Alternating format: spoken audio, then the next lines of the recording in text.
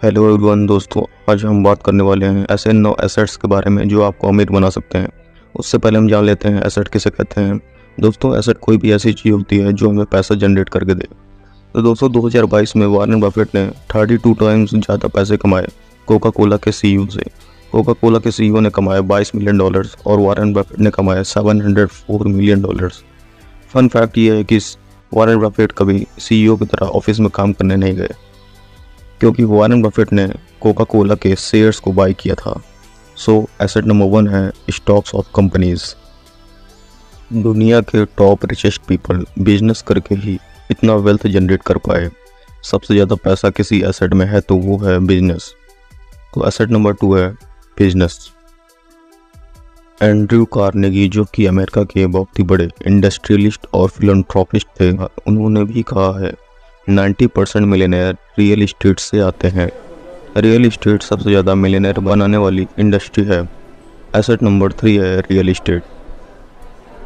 दोस्तों 1981 में 10 ग्राम सोने की कीमत 1670 रुपये थी और 1 किलोग्राम सिल्वर यानी चांदी की कीमत 2715 रुपये थी। और आज 10 ग्राम गोल्ड की कीमत लगभग 75,000 रुपये बढ़कर हो गई है और 1 किलोग्राम चांदी की कीमत 83,500 रुपये हो गई है। गोल्ड और सिल्वर अपनी वैल्यू लूज़ नहीं करते, जैसे कि फिएट करेंसी हर साल घटती रहती है। अपनी परचेजिंग पावर को वो बनाए रखती हैं। एसेट नंबर 4 है गोल्ड एंड सिल्वर। दोस्तों, अगर आपके सामने कोई इन्वेस्टमेंट अपॉर्चुनिटी आती है, आप उसका फ़ायदा कैसे उठा सकते हैं। अगर आपको फॉर एग्ज़ाम्पल कोई प्रॉपर्टी बहुत सस्ते में मिल रही है, तो आपको कैश की ज़रूरत पड़ेगी उस प्रॉपर्टी में इन्वेस्ट करने के लिए। ऐसे ही बहुत सारी कंपनीज होती हैं जो कि अपने पास कैश रिजर्व रखती हैं ताकि उन्हें अपॉर्चुनिटी देखे और वो इन्वेस्ट कर सकें। एसेट नंबर 5 है कैश। दोस्तों, अगर आपके पास एक कार है और उसे आप चलाते हैं तो वो आपके लिए लायबिलिटी है। वही कार आप रेंट पर देते हैं तो वो आपको पैसे बना कर देगी और जिससे वो एक एसेट में कन्वर्ट हो जाएगी।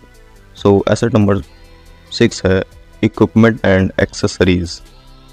दोस्तों, J.K. रॉलिंग ने हैरी पॉटर बुक लिखी और उस पर मूवी भी बनी और उसकी रॉयल्टी उन्हें पूरे जीवन भर मिलती रहेगी। म्यूज़िक कंपोज़र एक बार सॉन्ग प्रोड्यूस करते हैं और उनकी रॉयल्टी उन्हें बार बार मिलती रहती है। इस तरह की प्रॉपर्टी को इंटेलेक्चुअल प्रॉपर्टी बोलते हैं। एसेट नंबर 7 है इंटेलेक्चुअल प्रॉपर्टीज़। दोस्तों, हम ब्रांडेड प्रोडक्ट जिस पर हमें ट्रस्ट होता है उससे प्रोडक्ट खरीदना पसंद करते हैं, चाहे वो थोड़ा महंगा ही क्यों ना हो, क्योंकि हमें ट्रस्ट होता है कि इस कंपनी का प्रोडक्ट है तो अच्छा ही होगा।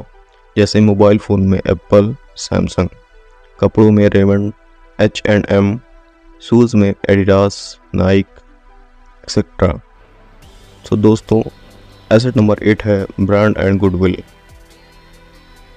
दोस्तों, लोग आज ऑनलाइन प्लेटफॉर्म जैसे कि यूट्यूब, गूगल पर वीडियोस, ब्लॉग जैसे कंटेंट को क्रिएट करते हैं और गूगल एडसेंस, स्पॉन्सरशिप जैसे मल्टीपल सोर्सेस से अर्न करते हैं। सो एसेट नंबर 9 है कंटेंट क्रिएशन।